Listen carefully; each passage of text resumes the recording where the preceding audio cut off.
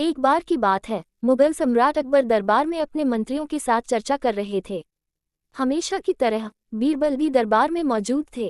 अकबर को अक्सर बीरबल की बुद्धिमानी पर गर्व होता था, लेकिन वे कभी कभी उसकी परीक्षा भी लेते थे। एक दिन अकबर ने दरबार में एक अजीब सवाल पूछा, ऐ मेरे वजीरों, क्या तुम लोग बता सकते हो कि इस दुनिया में सबसे ज्यादा बुद्धिमान कौन होता है? सभी दरबारी सोच में पड़ गए। किसी ने कहा जो सबसे अधिक पढ़ा लिखा हो, किसी ने कहा जो उम्र में बड़ा हो, अनुभव वाला, और किसी ने कहा जो राजाओं को सलाह देता हो, वही सबसे बुद्धिमान होता है। अकबर मुस्कुराए और बोले, बीरबल तुम क्या सोचते हो?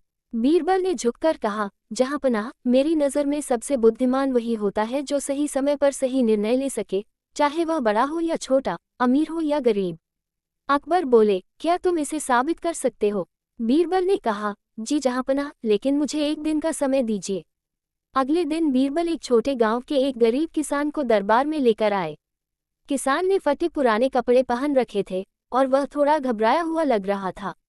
अकबर को हैरानी हुई। उन्होंने पूछा, बीरबल ये कौन है और यह कैसे बुद्धिमान हो सकता है? बीरबल बोले, जहांपनाह, यह एक गरीब किसान है, लेकिन जब इसकी बेटी की शादी तय हुई तो गांव के डाकुओं ने इसका धन लूट लिया। इसके पास कुछ नहीं बचा। सब लोग सलाह देने लगे कि बेटी की शादी तोड़ दे, मगर इसने हिम्मत नहीं हारी। इसने अपनी जमीन गिरवी रखी, मजदूरी की और बेटी की शादी समय पर की। इतना ही नहीं, इसने कर्ज भी समय पर चुका दिया। इसका निर्णय ही इसकी बुद्धिमानी का प्रमाण है। अकबर किसान की बातों से प्रभावित हुए।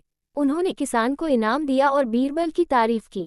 सीख, बुद्धिमानी केवल किताबों या ऊंचे पदों से नहीं आती, बल्कि समय पर सही फैसला लेने की क्षमता ही असली समझदारी है।